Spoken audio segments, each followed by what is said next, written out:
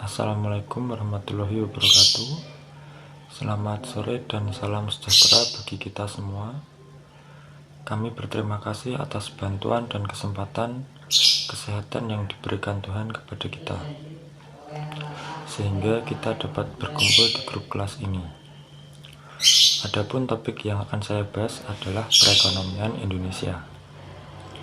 Perkenalkan, kami dari kelompok 2 yang beranggotakan saya Alif Pandu Pratama dan ada teman saya yang bernama Cici Novitasari dan M. Burhanuddin. Sedangkan rangkaian acara yang akan kita lewati adalah: yang pertama sesi pembukaan, yang kedua sesi penyampaian dan penyajian materi, yang ketiga sesi tanya jawab, dan keempat sesi penutup. Selanjutnya adalah penyampaian dan penyajian materi. Saya akan membacakan materi yang pertama. Pertama adalah kondisi ekonomi pada awal kemerdekaan. Sejak berdirinya negara Republik Indonesia, sudah banyak tokoh-tokoh negara yang saat itu telah merumuskan bentuk perekonomian yang tepat bagi bangsa Indonesia, baik secara individu maupun diskusi kelompok. Tetapi pada pemerintah Orde Lama masih belum mampu memperbaiki keadaan ekonomi negara Republik Indonesia yang memburuk. Di sini ada masa demokrasi liberal. Masa ini disebut masa liberal karena dalam politik maupun sistem ekonominya menggunakan prinsip-prinsip liberal. Padahal pengusaha pribumi masih lemah dan belum bisa bersaing dengan pengusaha non-pribumi, terutama perusahaan Cina. Pada akhirnya sistem ini hanya memperburuk keadaan ekonomi Indonesia yang baru merdeka. B. Ada masa demokrasi terpimpin. Sebagai akibat dari dekret Presiden 5 Juli 1959, maka Indonesia menjalankan sistem demokrasi terpimpin dan struktur ekonomi Indonesia menjerumus pada sistem etatisme atau segala-galanya diatur oleh pemerintah. Dengan sistem ini diharapkan akan membawa kemakmuran bersama dan bersamaan dalam sosial, politik, dan ekonomi. Akan tetapi, kebijakan-kebijakan ekonomi yang diambil pemerintah di masa ini belum mampu memperbaiki keadaan ekonomi Indonesia. Yang kedua, kondisi ekonomi Indonesia pada masa Orde Baru. Inflasi pada tahun 1966 mencapai 650% dan defisit APBN lebih besar daripada seluruh jumlah penerimaannya. Neraca pembayaran dengan luar negeri mengalami defisit yang besar. Nilai tukar rupiah tidak stabil. Merupakan gambaran singkat betapa hancurnya perekonomian kala itu yang harus dibangun lagi oleh masa Orde Baru dan juga dikatakan sebagai titik balik.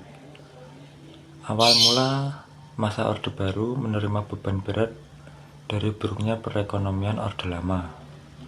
Tahun 1966 sampai 1968 merupakan tahun untuk rehabilitasi ekonomi. Pemerintah Orde Baru berusaha keras untuk menurunkan inflasi dan menstabilkan harga.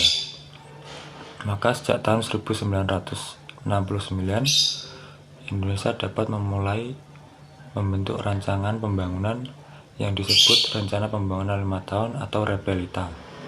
Repelita dilaksanakan mulai tanggal 1 April 1969 dan program pembangunan jangka pendek sering disebut dengan Pelita atau Pembangunan 5 Tahun. Pelita 1 pada 1 April 1969 dimulailah pelaksanaan Pelita 1. Pelita 1 ini Orde Baru yang menyelesaikan fase stabilitas dan rehabilitasi sehingga dapat menciptakan keadaan yang stabil. Pada 1955 sampai 1960, laju inflasi rata-rata 25% per tahun. Dalam periode 1960 sampai 1965, harga-harga meningkat dengan laju rata-rata 226% per tahun. Pelita 2. Pelita 1 berakhir pada 31 Maret 1974 yang telah meletakkan dasar-dasar yang kuat bagi pelaksanaan Pelita 1. MPR hasil pemilu 1971 secara aklamasi memilih dan mengangkat kembali Jenderal Soeharto sebagai Presiden Republik Indonesia. Selain itu, MPR hasil pemilu 1971 berhasil pula menyusun GHBN melalui TAP MPR RI nomor 4/MPRS/1973. Di dalam GHBN 1973 terdapat rumusan Pelita 2, yaitu tersedianya bahan pangan dan sandang yang cukup dan terjangkau oleh daya beli masyarakat. Tersedianya bahan-bahan bangunan perumahan terutama bagi kepentingan masyarakat, perbaikan dan peningkatan prasarana, peningkatan kesejahteraan rakyat secara merata, dan memperluas kesempatan kerja. Assalamualaikum warahmatullahi wabarakatuh.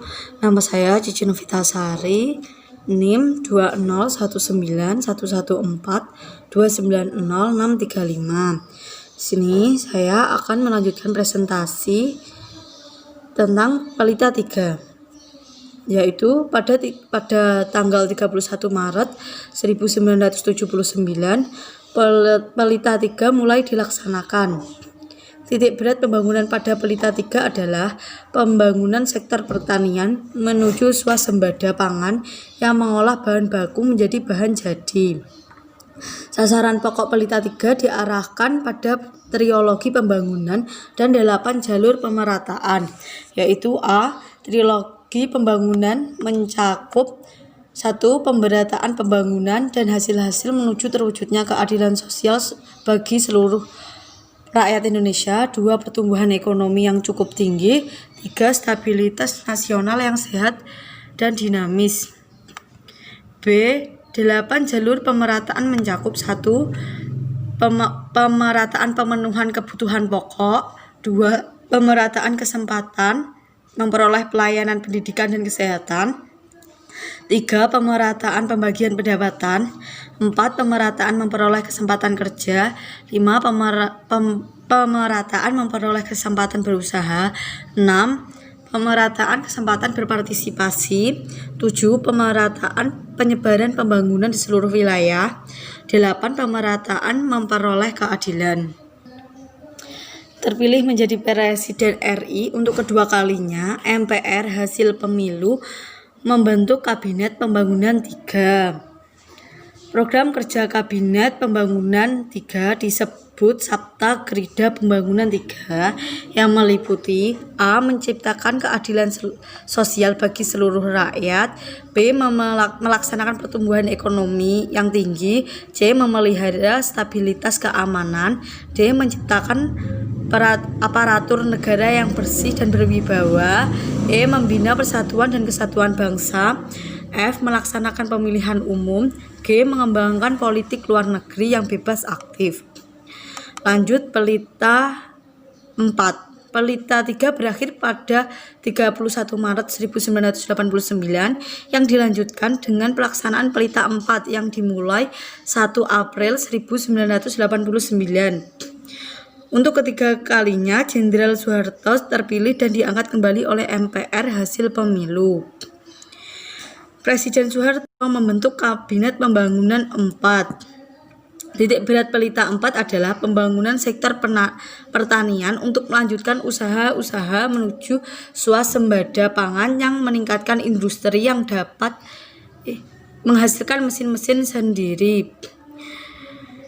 Sasaran pokok Pelita 4 yaitu sebagai berikut. A. Bidang politik. B. Bidang pendidikan. C. Bidang keluarga berencana. Lanjut pelita 5. Pelita 5 sendiri berakhir pada tanggal 31 Maret 1994 yang dilanjutkan oleh pelaksanaan pelita 5 yang dimulai pada tanggal 1 April 1994. Pelita 5 merupakan pelita terakhir dari keseluruhan program pembangunan jangka panjang. Pelita 5 merupakan masa tinggal landas untuk memasuki program pembangunan jangka panjang kedua yang akan dimulai pada pelita 6 pada April 1999. Titik berat pelita 5 yaitu meningkatkan sektor pertanian untuk memantapkan swasembada pangan dan meningkatkan produksi hasil pertanian lainnya serta sektor industri. Lanjut pelita ke-6. Pelita 5 berakhir pada tanggal 31 Maret 1999 yang dilanjutkan oleh pelaksanaan pelita 6 yang dimulai pada tanggal 1 April 1999. Pada akhir pelita 5 diharapkan akan mampu menciptakan landasan kukuh untuk mengawali pelaksanaan pelita 6 dan memasuki proses tinggal landas menuju pelaksanaan program pembangunan jangka panjang kedua. Titik berat pelita 6 diarahkan pada pembangunan sektor-sektor ekonomi dengan keterkaitan antara industri dan pertanian serta bidang pembangunan lainnya dan peningkatan kualitas sumber daya manusia.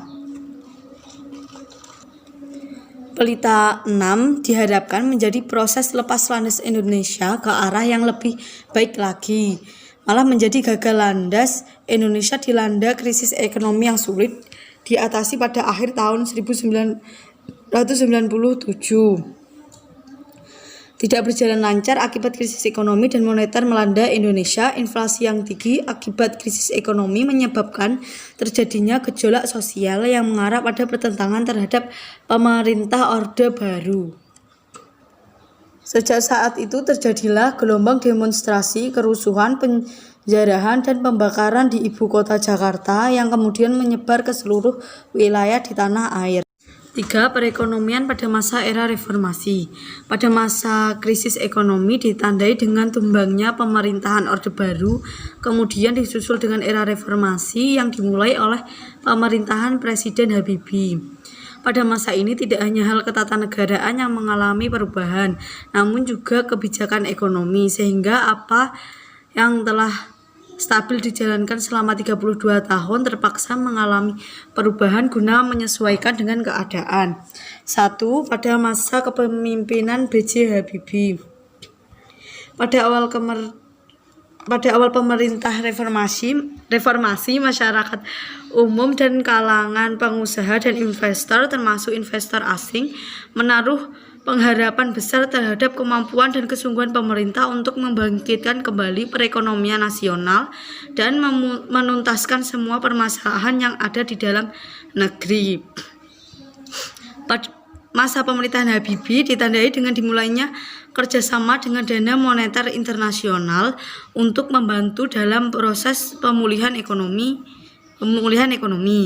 Di bidang ekonomi, ia berhasil memotong nilai tukar rupiah terhadap dolar masih berkisar antara Rp10.000 sampai Rp15.000. Namun pada akhir pemerintahannya, terutamanya setelah pertanggungjawaban yang ditolak MPR, nilai tukar rupiah meroket naik pada level 6.500 per dolar US. Nilai yang tidak akan pernah dicapai lagi di era pemerintahan selanjutnya.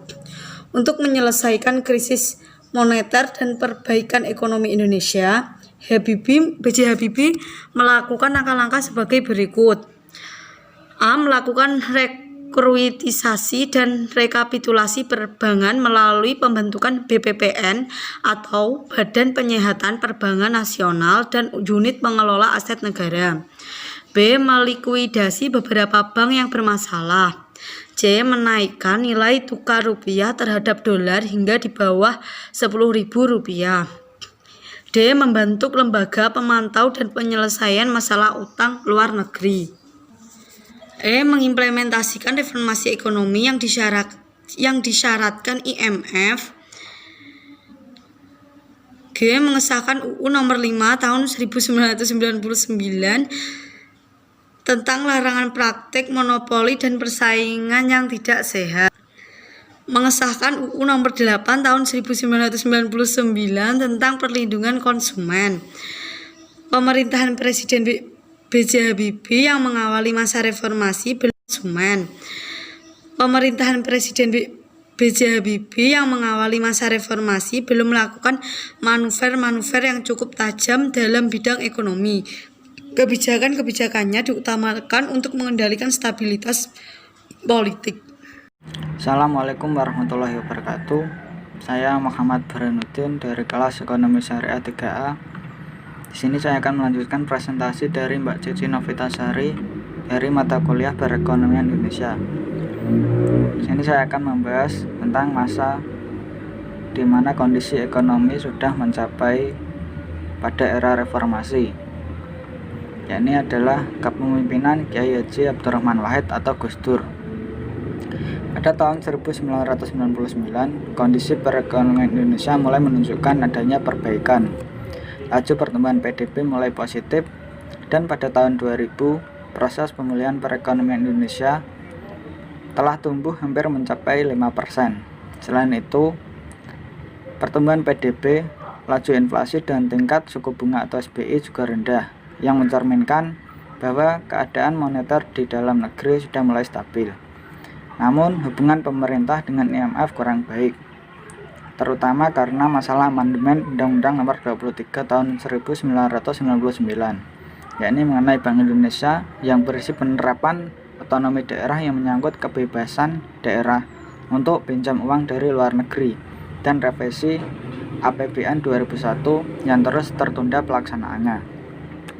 Karena tidak tuntasnya revisi tersebut, mengakibatkan IMF menunda pencairan bantuannya. Padahal roda perekonomian nasional pada saat itu tergantung pada bantuan IMF. Fenomena makin rumitnya persoalan ekonomi ditunjukkan oleh beberapa indikator ekonomi, yakni pergerakan indeks harga saham gabungan atau IHSG antara 30 Maret 2000 hingga 8 Maret 2001 menunjukkan growth trend yang negatif. Selama periode tersebut merosot hingga lebih dari 300 poin yang disebabkan oleh lebih besarnya kegiatan penjualan daripada kegiatan pembelian dalam perdagangan saham di dalam negeri. Yang selanjutnya adalah pada masa kepemimpinan Ibu Megawati Soekarno Putri. Masa kepemimpinan Megawati mengalami masalah-masalah yang mendesak yang harus diselesaikan, yaitu pemulihan ekonomi dan penegakan hukum. Kebijakan yang ditempuh untuk mengatasi persoalan-persoalan ekonomi tersebut adalah antara lain: pertama, meminta penundaan pembayaran utang sebesar 5,8 miliar US dollar pada pertemuan Paris Club ketiga dan mengalokasikan pembayaran utang luar negeri sebesar 116,3 triliun rupiah. Yang kedua, kebijakan privatisasi BUMN. Privatisasi adalah menjual perusahaan negara di dalam periode krisis dengan tujuan melindungi perusahaan negara dan intervensi kekuatan-kekuatan politik dan mengurangi beban negara. Hasil penjualan itu berhasil menaikkan pertumbuhan ekonomi Indonesia menjadi 4,1%. Namun kebijakan ini memicu banyak kontroversi karena BUMN yang diprivatisasi dijual ke perusahaan asing. Utang negara tetap saja menggelembung karena pemasukan negara dan berbagai aset telah hilang, dan pendapatan negara menjadi sangat berkurang. Yang selanjutnya yakni adalah pada masa pemerintahan Susilo Bambang Yudhoyono atau istilahnya sering disebut dengan Bapak SBY. Dalam pemerintahan SBY terbagi menjadi 2 jilid, yakni jilid pertama, pemerintahan Indonesia pada Kabinet Bersatu adalah Kabinet Pemerintah Indonesia di atas kepemimpinan Presiden Susilo Bambang Yudhoyono dan dengan wakil Bapak Muhammad Yusuf Kalla. Kabinet ini dibentuk pada 21 Oktober 2004. Presiden SBY melakukan perombakan kabinet untuk pertama kalinya. Pada periode ini, pemerintah melaksanakan beberapa program baru yang dimaksudkan untuk membantu ekonomi masyarakat kecil. Di antaranya adalah bantuan langsung tunai atau BLT, PNPM Mandiri, dan Jamkesmas. Dan pada prakteknya program-program ini berjalan sesuai dengan yang ditargetkan meskipun masih banyak kekurangan sana sini. Kemudian pada pemerintahan SBY jilid kedua, ini adalah era Bapak SBY dengan Bapak Budiono, berlangsung pada 2009 sampai 2014. Kabinet Indonesia Bersatu II adalah kabinet pemerintah Indonesia di atas kepemimpinan Bapak SBY dan Bapak Budiono. Susunan kabinet ini berasal dari usulan partai politik pengusung pasangan SBY dan Budiono pada Pilpres 2009. Pada periode ini, pemerintah khususnya melalui Bank Indonesia menetapkan 4 kebijakan untuk meningkatkan pertumbuhan ekonomi nasional negara, yaitu 1. BI rate, yang kedua nilai tukar, yang ketiga operasi moneter, yang keempat kebijakan makroprudensial untuk pengelolaan likuiditas dan makroprudensial lalu lintas modal. Dengan kebijakan-kebijakan ekonomi di atas, diharapkan pemerintah dapat meningkatkan pertumbuhan ekonomi negara yang berpengaruh pula pada meningkatnya kesejahteraan masyarakat Indonesia. Yang terakhir adalah pada masa pemerintahan Bapak Joko Widodo atau Bapak Jokowi, yakni dimulai dari 2015 hingga sekarang. Pada masa pemerintahan Joko Widodo atau yang akrab disapa dengan Jokowi merombak struktur APBN dengan lebih mendorong investasi pembangunan infrastruktur dan melakukan efisiensi agar Indonesia lebih berdaya saing. Namun, grafik pertumbuhan ekonomi selama 4 tahun pada pemerintahan Jokowi berada pada era Susilo Bambang Yudhoyono, yakni pada 2015 perekonomian Indonesia kembali terlihat rapuh. Rupiah terus melemah terhadap dolar Amerika Serikat. Saat itu ekonomi Indonesia tumbuh 4,88%. Arah perekonomian Indonesia tidak terlalu jelas. Rencana Pembangunan Jangka Menengah Nasional atau RPJMN seolah hanya sebagai dokumen tanpa pengawasan dan implementasiannya. Dalam kondisi itu, tak diketahui sejauh mana RPJMN terrealisasi. Pada tahun 2016, ekonomi Indonesia mulai terdongkrak tumbuh 5,3%. Dilanjutkan dengan pertumbuhan ekonomi pada 2017 sebesar 5,17%, dan pemerintah memprediksi pertumbuhan ekonomi 2018 secara keseluruhan mencapai 5,4%. Namun pertumbuhan ekonomi di kuartal 1 2018 ternyata tak cukup menggembirakan. Hanya 5,6% yang dicapai, sementara pada kuartal 2 2018 ekonomi tumbuh 5,27% dibandingkan dengan periode yang sama tahun lalu. Hanya ada sedikit perbaikan dibandingkan kuartal sebelumnya. Demikian sejarah kondisi ekonomi pada masa era reformasi sampai sekarang. Apabila ada kurang lebihnya mohon maaf. Saya akhiri. Wassalamualaikum warahmatullahi wabarakatuh.